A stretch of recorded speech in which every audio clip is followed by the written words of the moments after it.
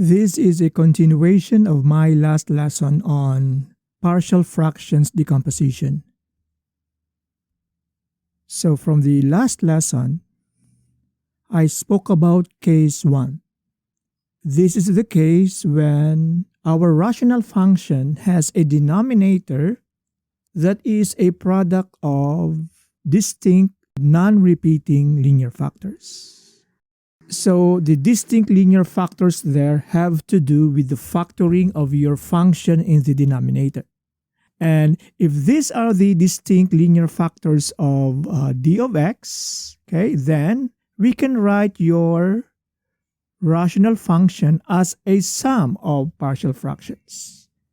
And you know what's going to happen after that, okay? So instead of getting the integral of n of x over d of x dx, we will integrate this term by term. So this was like case 1. And the example that I showed to you is something like this. Okay, so our rational function is x minus 1 over x squared plus x. X squared plus x can be written as x plus 1 times x. So these are the linear factors we are talking about, okay? So they are distinct, and they do not repeat.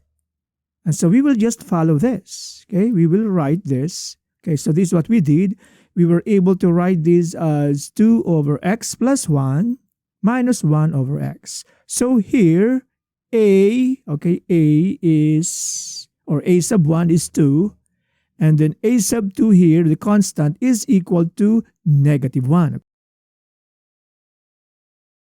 And so what will happen next is the integral of this rational function is equal to the integral of 2 over x plus 1 minus 1 over x dx. And it is easy to get these integrals. This is just equal to 2 times ln of x plus 1 minus ln of the absolute value of x plus c. Okay? So that is case 1. Now let us recall how we were able to produce those constants. Okay? So the challenge to partial fraction decomposition is twofold. You produce the partial fraction decomposition, and then you will integrate the partial fractions term by term. So let us go back to this function, okay, and let us again review how we were able to produce those constants. Okay, so we write it as a over x plus 1 plus b over x. We will add these two as we normally add ordinary fractions. Okay, we look for the LCD. The LCD is x plus 1 times x. And then we go with ordinary addition. Okay, x plus 1 times x divided by x plus 1. And then times a, it's going to be a times x. This divided by that is equal to x plus 1 times b is equal to this. And so simplifying now our numerator will give us something like this. A plus b times x plus b. And so what you will do now is you will compare the numerator with the numerator of your original rational function. Look at that. The coefficient of x here is 1, which means a plus b must be equal to 1. The constant term here is negative 1. This means that b must be equal to negative 1. And this is our system. Okay? If b is negative 1, that means a minus b is equal to 1 and a is equal to 2. So that is how we were able to produce these constants in the numerator. And that is just straightforward integration. This will give you your ln function.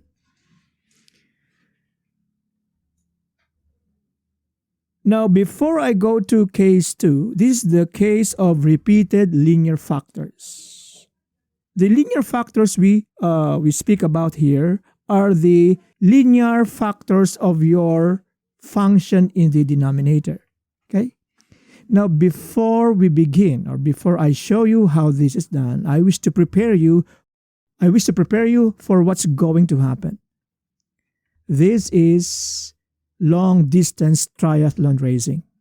That is my way of saying that the solution is long, okay? It is long. I hope that you will stay with me up to my last slide, okay? So given a rational function, n of x over d of x, where d of x is a product of linear factors repeated m times. So the linear factors here have to do with the function in the denominator. Okay, so let's say, for example, our denominator can be written in this way, a linear factor raised to m. That is what it means by being repeated m times. We will produce this partial fraction decomposition, okay? So our rational function is going to be equal to this. And now look at the pattern. The numerators are constants. And this is the pattern. Okay, so if it repeats m times, you will have m terms. And that's going to, oh, this one should be m, okay? This one should be m, not 2. Let us show an example. Get the integral of x squared plus 1 all over the cube of x minus 1 dx. The function in the denominator is a product of linear factors, x minus 1. Okay, that is the linear factor, but it is repeated 3 times because the denominator is equal to x minus 1 times x minus 1 times x minus 1. Okay, so that is what we mean by repeated linear factors. Okay, so we will set up now our equation so that we can find the constants a, b, and c. Okay, so what do we do next? We will add these 3 terms in the same way that we add ordinary fractions, or in the same way that we add ordinary rational functions. The LCD is the cube of x minus 1. Okay, that is the LCD. And then we proceed with ordinary addition. Okay, the LCD divided by x minus 1 times a, the product is this. The LCD divided by this times b, this is the product. And then the LCD divided by this times c, okay, that's just 1, so it is just c. I will expand this. This is a square of a binomial that's equal to x squared minus 2x plus 1. Okay, you will expand this binomial, you will combine similar terms, and this is what you will get. What we will do next is we will compare the numerator of our original rational function with what we got here. Okay, we will compare the two. What is the coefficient of x squared? It is 1. So this means a here must be equal to 1. Do you have a term for x here? A linear term for x? None. This means this is equal to 0. Okay? b minus 2a is equal to 0. And this is the constant term. Here, a minus b plus c will give you the constant term. And so that means that a plus b minus c is equal to 1. This will produce a system of 3 equations in 3 unknowns. Okay? A is equal to 1. So this means that negative 2 times 1 plus b is equal to 0. B is equal to 2. A is equal to 1, b is equal to 2. So this is negative 1. Plus c is equal to 1. That can only happen when c is equal to 2. So these are the values of a, b, and c. Okay? A is equal to 1, b is equal to 2, c is equal to 2. So we will just replace our unknowns by what we get from our solution to the system. So the integral of this function dx is equal to the integral of each of these terms. And it is easy to see their integrals. This one will give you your ln function.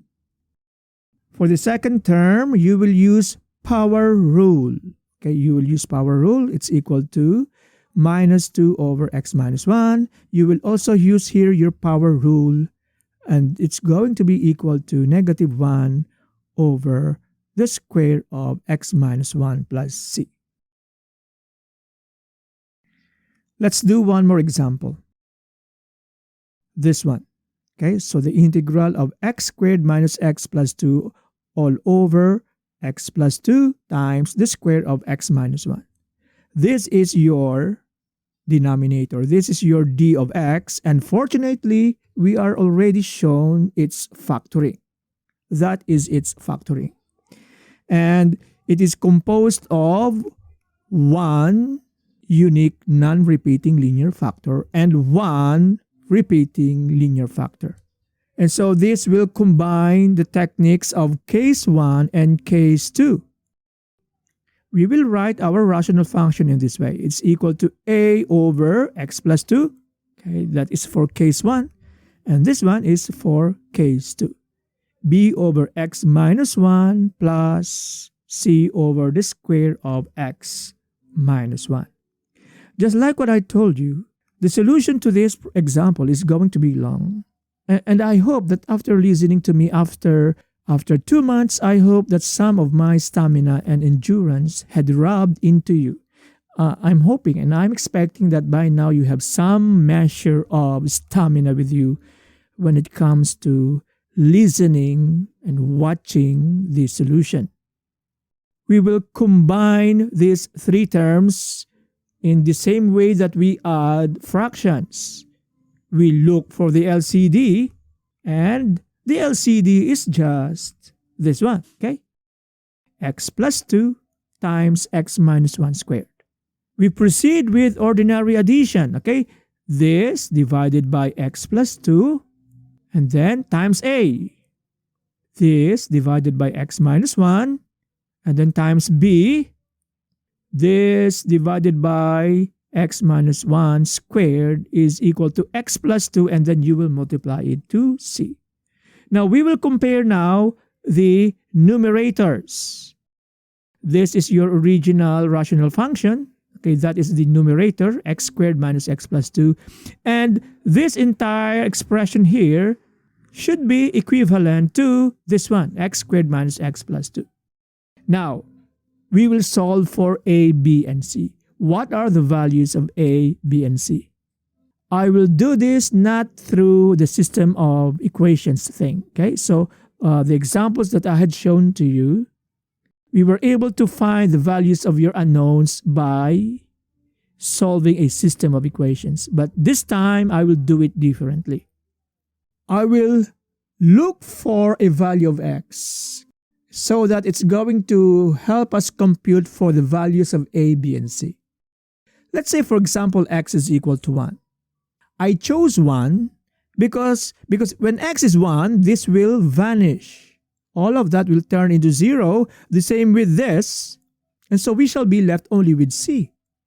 Okay, so that's my point here. That's my point here. So when x is equal to 1, okay, so 1 squared minus 1 plus 2, that's 2.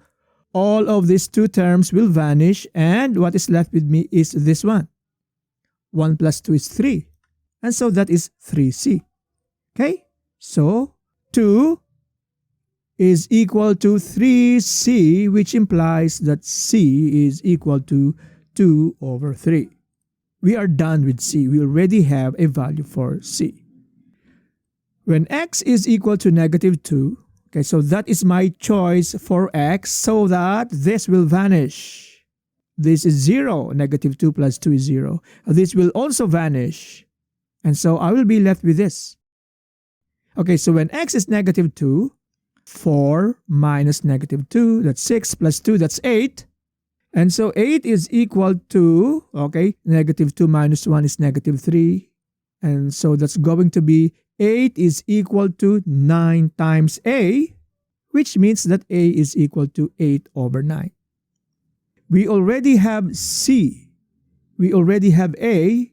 We are left with b. Suppose x is 0. So I will substitute 0 here, and 0 to all x's. But it's a good thing we already have a value for a and c. So we will use a and c. So 0 plus 0 plus 2 is 2. Now, 8 over 9 is a. 8 over 9 times 1. Where did 1 come from? 0 minus 1 squared. Plus, what is the value of, we don't have a value for b yet. Okay, x is 0, so this becomes 2. X is 0, this becomes negative 1. Negative 1 times 2 is negative 2. So that explains for that operation, minus 2b. Plus, c is 2/3, x is 0, 2/3 times 2. So this one is one equation, one unknown. And solving for b will give you this one. b is equal to 1 over 9. A is 8 over 9. B is 1 over 9. And C is 2/3.